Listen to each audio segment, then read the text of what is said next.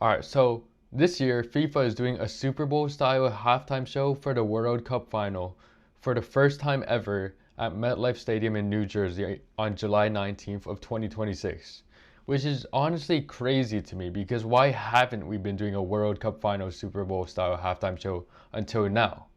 So I did a little digging and apparently it's because Super Bowl halftime shows in the NFL, which we're used to, are like 25 to 30 minutes, while halftimes in FIFA or for soccer are usually around 12 to 15 minutes, which is super short, especially for a show that you're going to pack lots and lots of different performers in. You're probably not going to have a lot of content in 12 to 15 minutes, but somehow they're going to try to fit a stacked lineup into that. Also, another thing, the NFL Super Bowl mainly has an American audience. Maybe some Canadians, some Mexicans, but mainly it's an American audience. It's pretty easy to choose a person to be the halftime show artist. Like Bad Bunny this year. You just look at whoever's popular that year, and it's like, dude, just pick whoever's at the top and everyone will be happy because they're already at the top for a reason, right? Got Bad Bunny this year. We had Kendrick the year before. We got Snoop Dogg and all of the 90s guys the years before. But I feel like it's a little harder for FIFA, which might be why they haven't done it before. The entire world watches FIFA. If I had to choose one person to perform for 10 minutes during the halftime of the FIFA World Cup to represent the entire world's music taste, I would not know where to start. Personally, I would choose Drake because I love Drake, but I don't know how big Drake is in Europe or China or Africa. That's probably also why I'm making videos in my room and not directing the halftime show for FIFA. So the lineup they chose was basically this algorithmically optimized global nostalgia and stan culture all in one package. So what that means in basic terms is they got Madonna. They got Madonna to represent 80s pop culture. Shakira because obviously Waka Waka is everyone's favorite FIFA song ever. So that's the 2000s and 2010s. And for the 2020s, Gen Z stan culture, we got BTS performing. Honestly, I didn't even know Madonna was still alive. I don't know much about her, but I'm probably gonna get a lot of hate for that. But I know Madonna's a huge artist, so I'm sure that will go down well. Shakira, the GOAT of FIFA songs, great choice.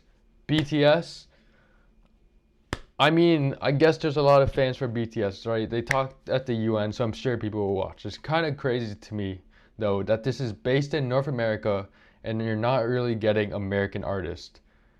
Maybe BTS is more popular globally than any American artist right now. Maybe we couldn't get Taylor Swift. I don't know. I would still love Drake in there, but that's just me. Anyways, I think it's a good idea to have FIFA turn the final into a content event, not just a match because they want that Super Bowl level cultural dominance, right? When you have a content event, you get people watching who probably weren't going to watch it before for the soccer. I don't know how many BTS fans overlap with sports fans, but give them a free BTS concert and I'm sure they'll show up, right? I'm not a huge soccer fan. I was probably big enough to watch the World Cup final anyways, but this gives me a way bigger incentive to watch it now. See? Also, come on, Shakira is already the sound of the World Cup, so they're leaning into that mythos, and I think that's really smart. Not really sure what Shakira has been up to these days, but like revive her every couple years like Mariah Carey at Christmas, and I think everyone's gonna love it. Great move here. The big thing here is that Chris Martin from Coldplay is the one who actually curated the entire lineup and announced it in a skit with the on Sesame Street with the Muppets. Heads up!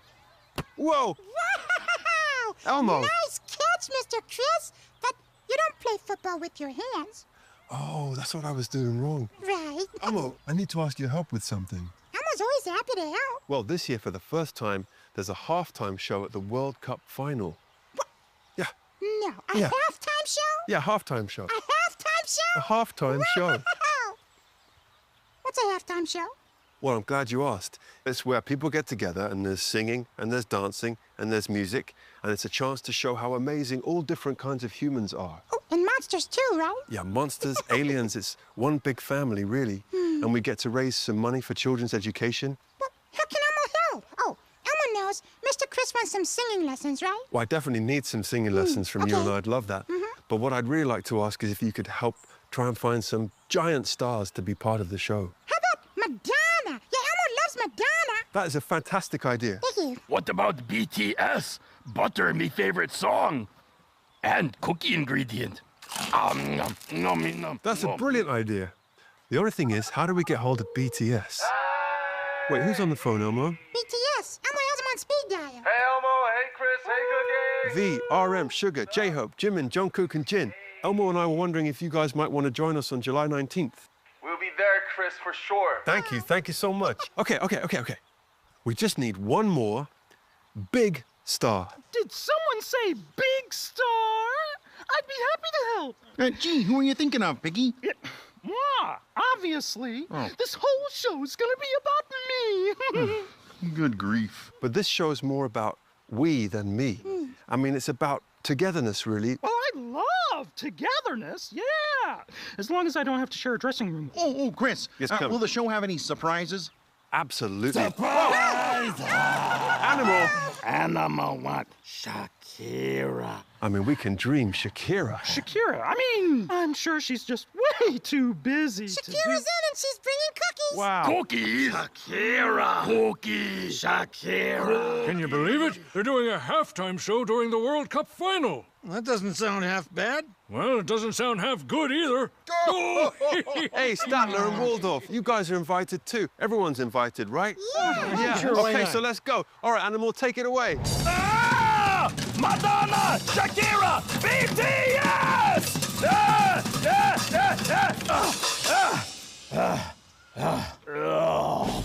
He literally framed the show as proof of global diversity and inclusivity. And the thing here is that a lot of people are hating on him for this because it kind of feels like corporations, big American media laundering the "we love all humans" and global diversity and inclusivity message through kids' characters. But honestly, I'll take it. I love Shakira. I don't know much about Madonna or BTS, but I'm sure it's a great show. And it's definitely better than whatever Kevin O'Leary is doing over there building data centers in Utah. Alright, so on to our next story. Trump is in China for the first time in 9 years meeting Xi Jinping, and he brought the craziest posse of people to be diplomatic of China. Last time, this kind of stuff used to be all symbolic diplomacy. Think back to the 80s, ping pong diplomacy. This time, for some reason, it's a diplomatic event, but we're not going to bring diplomats. This time, we bring all of the biggest billionaires of America. You got Tim Cook, Apple, David Solomon, Goldman, Elon Musk, 50 different companies, Jensen Huang, Nvidia. Bro, I thought Trump and Elon Musk broke off like a bad relationship from freshman year. But I guess they're still together. Bring him too. And apparently, Jensen was initially left off the list, but Trump called him mid-flight on Air Force One, and they rendezvoused the entire plane in Alaska so Jensen could get on the plane. That's honestly a crazy visual. It's like if your date cancels on prom, then 10 minutes before prom, she calls and says, "Never mind, I'm coming back up. Come pick me up at In-N-Out." And because you're such a cuck, you actually do it. Like, damn, do you really need this guy that much that we're stopping the entire plane in the middle of Alaska for this? I don't know. But anyways, Jensen being there tells you this whole thing is probably going to be about chips, AI, and Taiwan. He's the head of NVIDIA, biggest chip company in the world. Taiwan, TSMC, other biggest chip company. Connect the dots. Come on now. From Trump's side, he's probably going into this wanting deals. He could have brought diplomats like any other president would for a first trip to China in 9 years, but instead he brings CEOs. So obviously, we're not on a diplomatic trick, we're on a business trip. We're here to make some deals. So he's there to open up China so these billionaire people can work their magic on the planes, agriculture, tech, banking, whatever they're there for. And he probably also wants China's help ending the Iran war and reopening the Strait of Hormuz to stabilize global energy markets. He wants oil back down, gas back down, energy back down, because every American, fucking liberal or conservative, is on his ass about prices. From Xi's side, what does he want? predictability, and less chaos from Trump. Last year, the US-China trade war escalated to tariffs over 100% before cooling down. So she probably just wants to tell Trump, yo, bro, relax, stop with the bullshit. I want a more stable framework. We can talk about AI, we can talk about Taiwan, but calm the fuck down. And the key to all of this is Jensen Huang. China has strong AI labs and strong talent, but they lack the top chips because Biden banned exports of NVIDIA's best chips to China. And when Trump loosened that a bit by allowing H200 sales, it helped a bit, but Jensen's back again. Jensen's now basically a de facto diplomat, and his product roadmap used to determine whether I could play Overwatch better, and now for some reason it determines how the AI risk between the US and China develops and pretty much how the entire world is moving. That's fucking insane. So I guess the whole relationship really comes down to this. It's a feeling of, I don't want you, I don't like you, but I kinda need you. And that's on both sides because the US and China are huge trade partners and also existential rivals in AI and tech at the same time. Also, one last crazy thing about this. For some fucking reason, Brett Radner, if that name comes to mind, it's because he's not a business guy. He's the director of the Rush Hour franchise, and he's apparently on the plane too, scouting locations for Rush Hour 4 in China. So instead of ambassadors, we're bringing CEOs and Hollywood directors, which honestly, I'm all for it. I don't even know why I'm mad because honestly, I loved the Rush Hour movies. What I don't love is, though, Kevin O'Leary, fucking Mr. Wonderful, is back, and he's not very wonderful once again. Yeah. He's being hated again, and is it deserved? Absolutely. It's always fucking deserved with Mr. Wonderful. This time he's trying to front a mega project called Wonder Valley, which is a fucking terrible name, by the way, in Utah. It's a $100 billion AI data center complex spanning 40,000 acres, which is about the size of Washington, D.C., if you could imagine that. And it would use more electricity than the entire state of Utah currently does in a year. And if you've been living under a rock, you'd be like, damn, that's pretty good, right? Building something that big is gonna bring jobs, bring economic activity, but also, I don't want my water and electricity bills going up because some dude named Mr. Wonderful wants to build a Wonder Valley and wants to build data centers that help AI that'll probably replace my job in the future. Obviously, Kevin is defending it by saying it's gonna create 10,000 construction jobs and 2,000 permanent jobs. But when reporters ask his venture CEO and suddenly they say, I don't know much about that 10,000 number, it's probably more like 4,000 construction jobs, and once construction is done, about 350 jobs for this 40,000 acre plant. Yeah, they're building this giant thing just for 350 jobs. Yeah, no, they're cooked, yeah. The other thing is that Kevin says it will generate its own electricity via natural gas rather than pulling from the grid, so it's not actually going to increase prices. First of all, you're Mr. Bullshit 101. You can't call yourself Mr. Wonderful and start jacking up people's electricities and water anxiety while acting like you're helping them. No one believes you, man. That's being a douchebag and hiding it. That's double douchebag behavior. Obviously, the locals in that county flooded public meetings protesting. Water use, pollution, land footprint, and the economic upside, if there even is one, looks terrible compared to the environmental downside. But despite protests, Q&A is between us and you! False authority! False authority!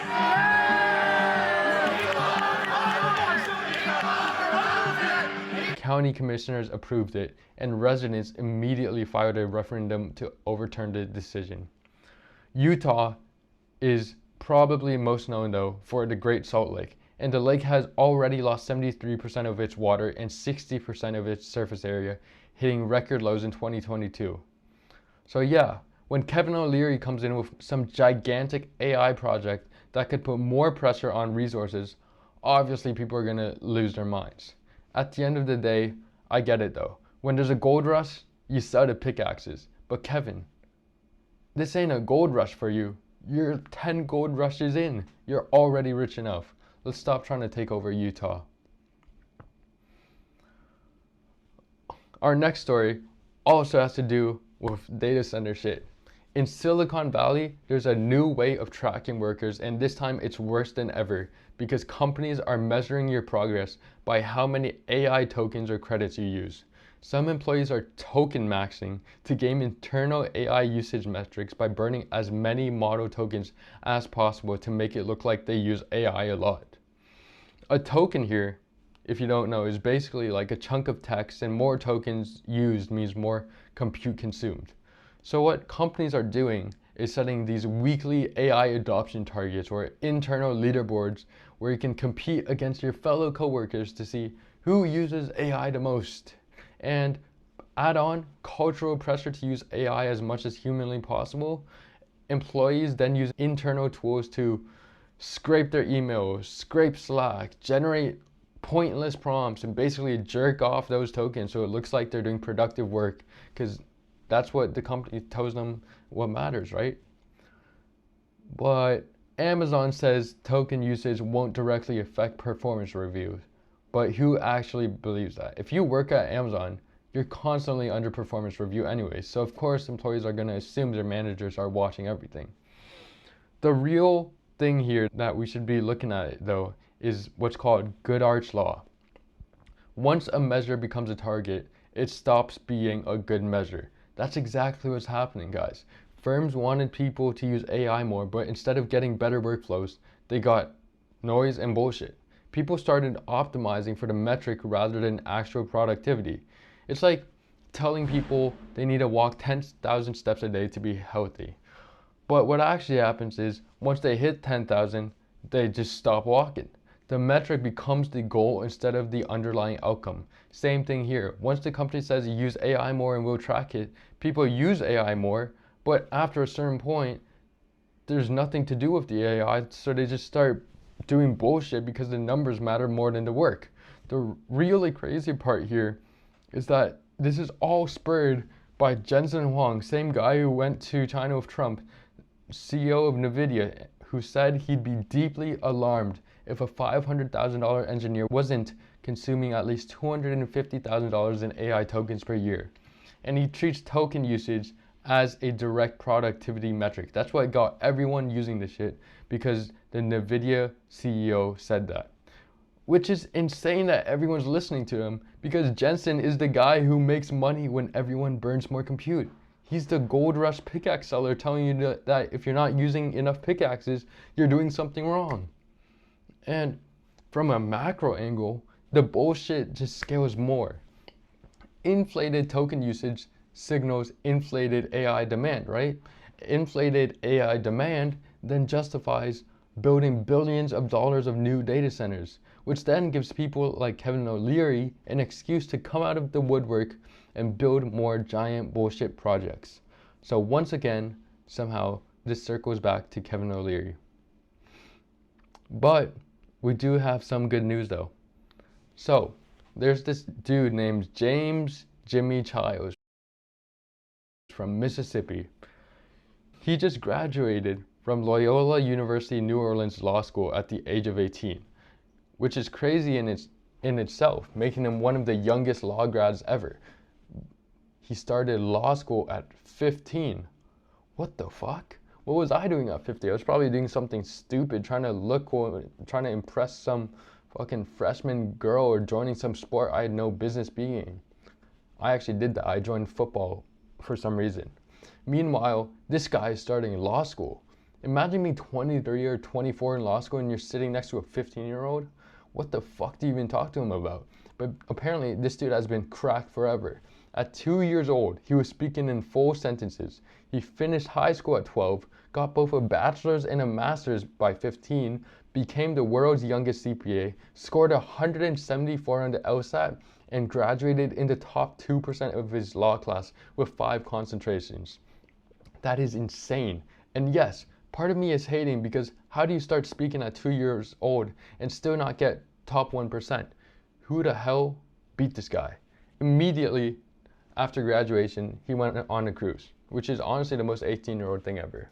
And after that, he plans to pursue an LLM in tax law at Northwestern. And that's where this entire thing starts killing me. Why are we letting a once-in-a-generation giga-brain to do tax law? Does that not show that the incentives in America are fucked?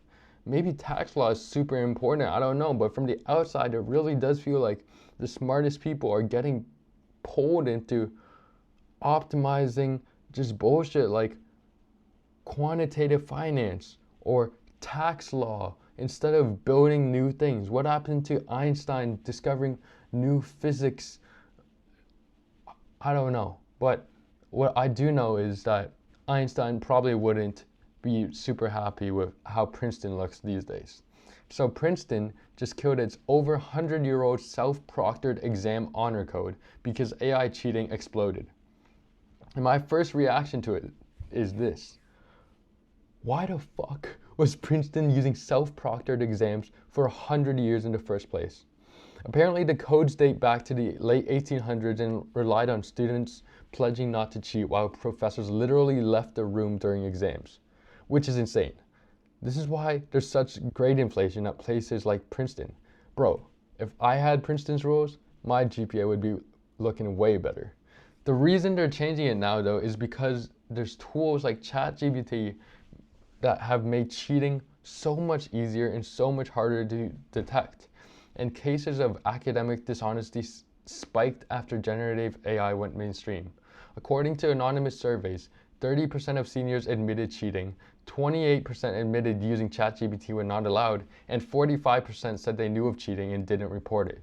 The craziest part is that this honor code survived 2 world wars, Watergate, search engines, Spark Notes, but it's generative AI which killed it.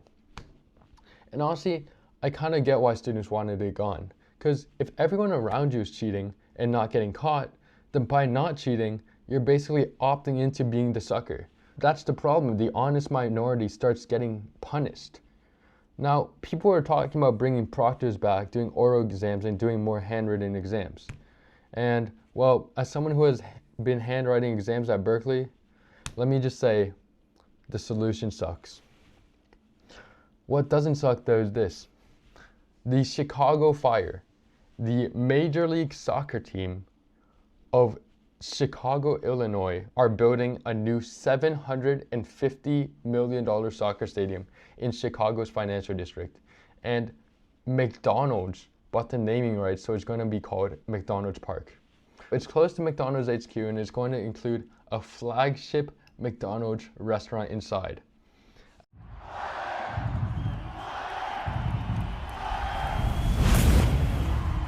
This is a new era for the Fire, and the Fire are back. Back to the city, back to the people, back to winning. But one thing is still missing. To me, it's the last piece of the puzzle with this club.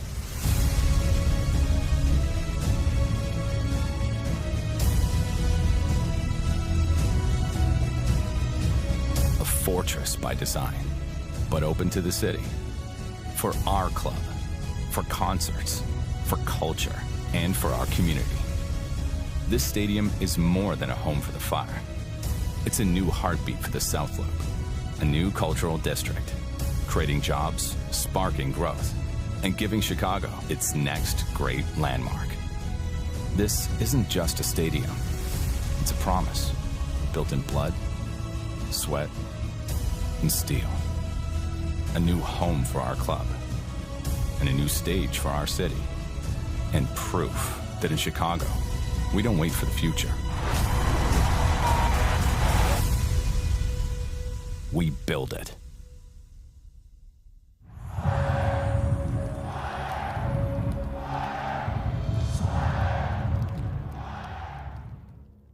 As much as I want to clown on the Chicago Fire, I cannot lie, a Big Mac and fries inside the stadium sounds fucking incredible. And this actually matters beyond just me wanting to eat garbage at a sporting event, because this is McDonald's first naming rights deal for a major US pro sports venue. Which is crazy because fast food and stadiums go together perfectly. You already have Little Caesars Arena, KFC Yum Center, Smoothie King Center, Whataburger Field, Duncan Park. It just feels like the perfect American crossover. Sports on one side, fast food on the other. Health and liver damage in one place. There's also the symbolic we're staying angle of this. In 2022, McDonald's CEO criticized Chicago's leadership and said the city felt like it was in crisis. But in 2022, especially while companies like Boeing and Citadel were leaving the city, by putting McDonald's on the stadium, it feels like the company saying, guys, we still believe in Chicago. We still think of this place as home. And honestly, I love giant consumer brands on stadiums. Levi's Stadium is cool, but the Niners should really be playing in In-N-Out Arena. Imagine that. Imagine eating an In-N-Out burger while Christian McCaffrey is running through a defense, catching 4 touchdowns a game. You probably see 4 touchdowns before your food actually arrived, but that first bite in the fourth quarter, it would hit.